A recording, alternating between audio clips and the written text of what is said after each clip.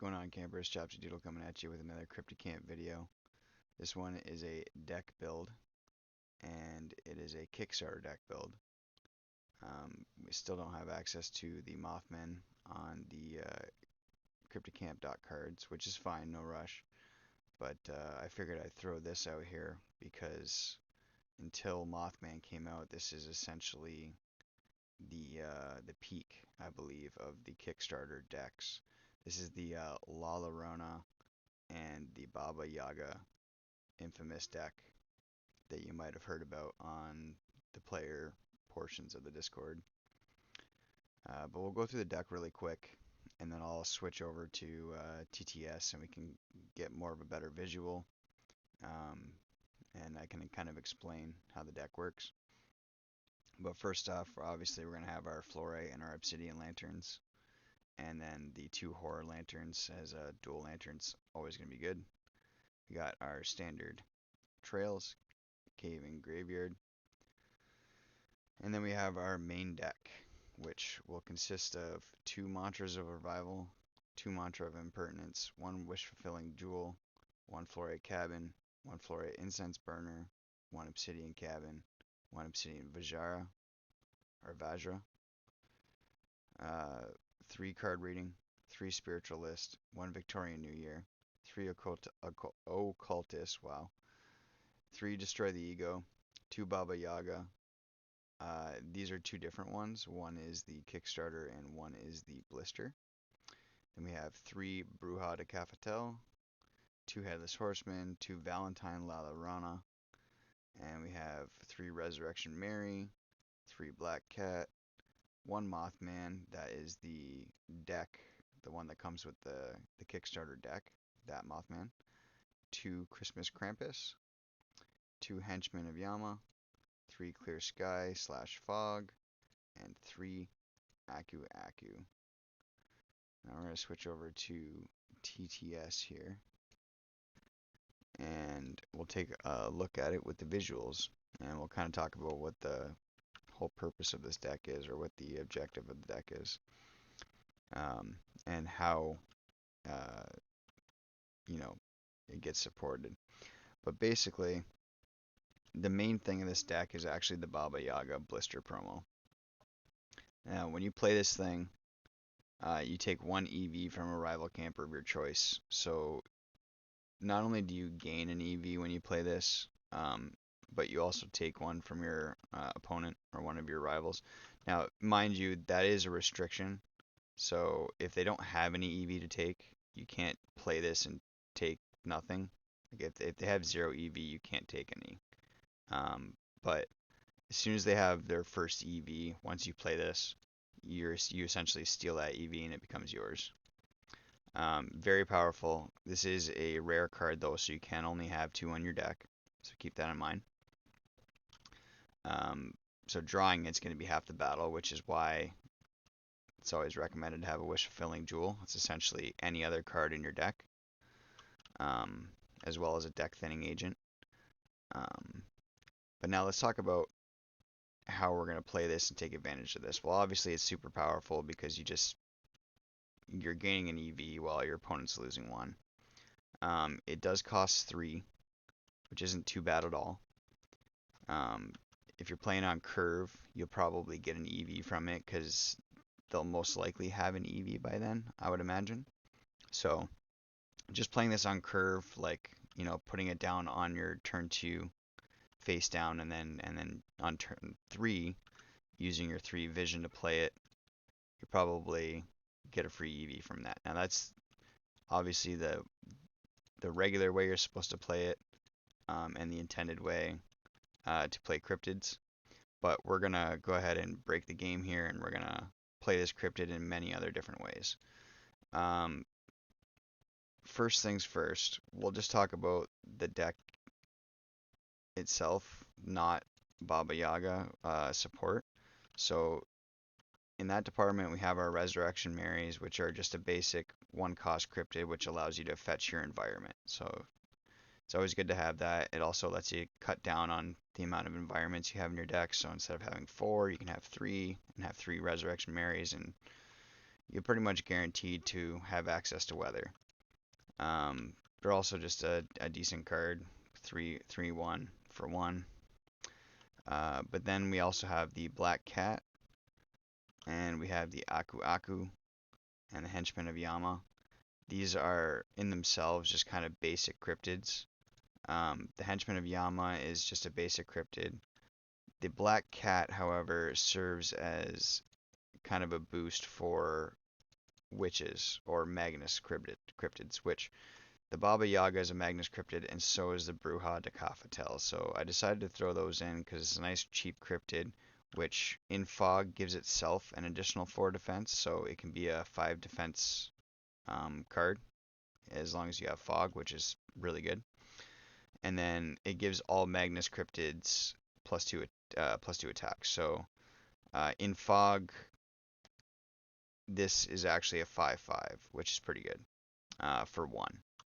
And then you have your Baba Yaga, which is a Magnus cryptid, so it will gain the +2 attack from the Black Cat if they're both on the field, as well as the Blister Pack and as well as the Bruja. Now the Valentine's La Llorona, that's to help play cryptids for cheaper.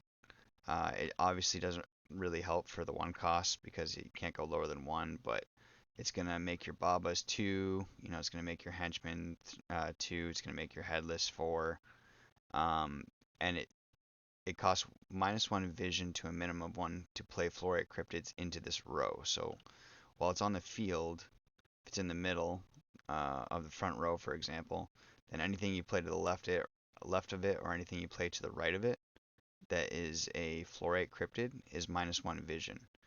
And I believe that's like anyway. So like if you trigger a way to play a cryptid, for example, and you play it in that place, it'll still cost you -1. So for example, Victorian New Year, you may play 1 card from the discard this turn. So you pay 3 for this, and then you can play 1 card from the discard, and if it's a Florite Cryptid and you play it next to a La Llorona, then you can play it for 1 less cost, which is very nice. Now, that's of course kind of leaking into the strategy of the Baba Yaga, but other than that, not main strategy, we have the Headless Horseman just because it's a good mob. It's got +1 movement range, +1 exploration range, which means that it can even explore the back row if it's in the front of its own camp. It's not like Swimmer, where Swimmer where Swimmer can only target the back row with its ability. Headless Horseman can just kind of get an extra range to it as exploration. It's kind of cool. So he can actually explore the front row from his back row, I believe. So you can have this guy in the back row, and you can have him attack people in their front row, which is pretty cool. He also has Swift, and he cannot be prevented from moving or exploring, which is really cool. Krampus, just a good, strong cryptid, 13/5 for 5. And then it also has the ability to remove level 2 cryptids by using an adventure action if you want to choose to do that instead, which can target like back row, for example. Mothman from the deck, always good. You just basically, when you play him, you have a chance to get a evidence, or no, 2 evidence, I believe. Yeah, if you guess the card correctly, you gain 2 evidence. That's just a nice like game steal right there. Now, back to the main strategy. So obviously you want to get your Baba Yagas. You can just play them normally. Or, Bruja de Cafatel, you can play it with haste, essentially, or with Swift, I should say, sorry. So if you get Bruja out on 2, then you can hold Yaga in your hand for 3. And you can just play it straight onto the field with Bruja's ability. And then that way it can also attack in the same turn if you put it down on with Bruja's ability. Or explore, I should say, not attack. I gotta get used to saying explore. Other way that you can support the Baba is of course by reviving it. La Llorona, your leader has the ability in Fog to be able to play a 3 or lower fluorite cryptid from your discard, so that is a 3 or lower fluorite. And then of course you have the Victorian New Year, which is a very expensive way to do it, but I put it in there nonetheless because why not? You never know, it might come in handy. And then you also have the Aku Aku. Now, what the Aku Aku is for forcing your own Baba Yaga into the discard pile if you want to, thus being able to revive it again and steal another evidence. But yeah, during your camp phase, you may defeat one of your own cryptids to give this +2/+2. So you can have Baba Yaga on the field, destroy it with Aku Aku, and then res it with La Llorona, or there's a trap. The trap, I believe, is also a resurrection. The mantra of revival is a resurrection. So choose a cryptid in your discard and put it into this site as an ally. But of course, you can't trigger that. You have to wait for your opponent. But that is one way to get your Baba into the discard if you want. And then the other Baba Yaga here is just it's a basic cryptid, but it allows you to retrieve memories, which can be useful. It helps with card advantage and whatnot. And memories can be strong, so you've got your CZOs, which, speaking of CZOs, Occultist is a way to discard your Baba Yaga from your hand, if you, like I said, if you have a way to res it. And then, of course, Spiritualist, draw one for each cryptid in your discard, which is always amazing. Card reading is another way that you could get rid of Baba Yaga into the discard by drawing 3 and then just putting it in there. But realistically, like, your only revive method is La Llorona or the mantra. You can always bring your La Llorona back as well with the New Year, so that's another good reason to have that in there if your La Llorona happens to get taken out. But with her in defense mode, I mean, she gets a boost for cryptids in the discard, so should be fine there. The Henchman of Yama is just good in Fog because he's got the lethal ability.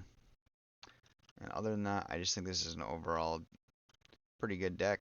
I mean, if you can just fire off Baba Yaga and then keep bringing it back with La Llorona, I mean, that's kind of the bread and butter there. I believe that actually this here too, build a fluorite trail. During your camp phase, you may play a fluorite cryptid from your discard to this empty site. Cryptid is defeated if this is ever moved out of this site. So this is another way you can res your La Llorona. Or sorry, you can res your Baba Yaga. And of course, we're throwing in some Destroy the Ego, because Destroy the Ego is a really good card. Choose a cryptid, switch it to attack mode, and have it explore a site within its range. You can use this on your opponent's cryptids to make them explore their own sites and fight each other's cryptids, or you can use it on your own cryptid to make it do an extra explore, essentially, to get another evidence in the same turn. Impermanence is basically a destruction trap. So the camper of this trapped cryptid must choose one of their cryptids to discard. If this trap is encountered on an obsidian trail, you may pay 1. If you do, choose a cryptid in the region and discard instead. So this is also, again, another reason, or another way that if you really wanted to, you could pay the 1, and instead of destroying one of their creatures, you could destroy your Baba Yaga if you happen to have a way to res it right away, and it's going to get you the win or something. But yeah, for the most part, with all the attacking and the resing and the bouncing of the Baba Yaga, you should be able to build up EV really quickly with this deck. I have not tried it personally. I know Kevin has a version of it. I don't know what his version of this deck is, but I imagine it's at least semi-similar. But yeah, let me know what you guys think. Let me know if you end up playing people with it, or maybe you shouldn't play people with it. I think this might be a you know, a friendship breaker, this one. But for competitive, for sure. This is, in my opinion, I think this deck is very good, very strong. So, I hope you guys like the video, and I'll keep trying to pump out some more content, even though Canada Post is on strike right now. So I can't really do many unboxings or anything. But yeah, I'm gonna keep on keeping on, and I will see you guys in the next video. Peace.